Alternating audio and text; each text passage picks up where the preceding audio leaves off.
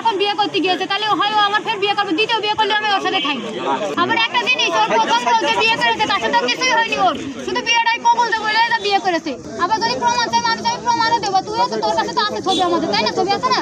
তারপরে নাইমির আমি পাঞ্জাবি দিচ্ছি।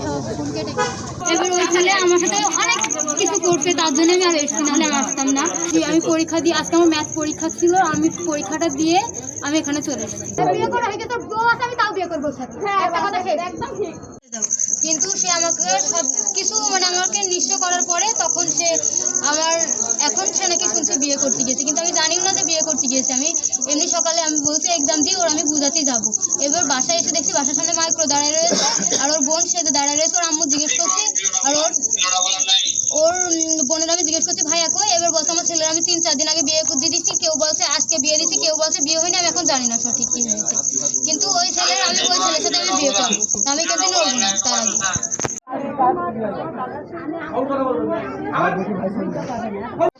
আমরা আসার সময় শুনলাম যে হচ্ছে একটা মেয়ে দর্শনা ঈশ্বরচন্দ্রপুরে বাড়ি, ক্লাস 10-এ পড়ে, এসএসসি পরীক্ষা দিচ্ছে, ক্লাস 10-এ না এসএসসি পরীক্ষা দিচ্ছে।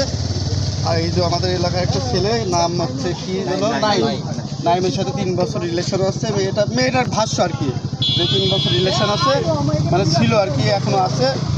তো মেয়েটা সাথে অনেক সময় অনেক জায়গায় নাকি মানে মেয়েটা বলছে যে আপনার অনেক জায়গায় বিভিন্ন জায়গায় নিজে মানে যে ফিজিক্যালি যে সম্পর্কটা এটা নাকি হয়েছে।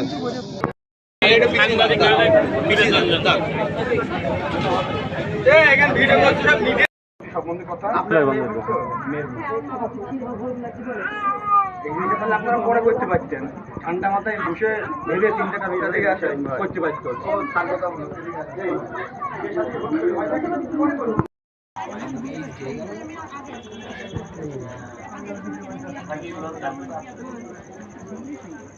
মোসাম্মদ ফাতেমা খাতুন নামে দর্শনা থানাধীন একটি মেয়ে গতকাল সদর থানায় এসে অভিযোগ করে যে জান্নাতুল নাইম নামে একজন ছেলের সঙ্গে তার 3 বছরের অধিককাল প্রেমের সম্পর্ক ছিল।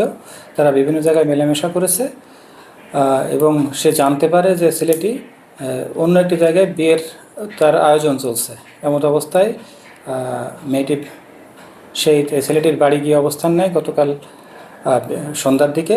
তারপরে গিয়ে আমাদের থানা খবর পেয়ে তাকে উদ্ধার করে আমাদের থানায় নিয়ে আসে এবং পরবর্তীতে মেয়েটি তার আত্মীয় স্বজনের সঙ্গে কথা বলে একটি অভিযোগ দায়ের করে, যার প্রেক্ষিতে আজকে সদর থানায় একটি মামলা রুজু হয়েছে।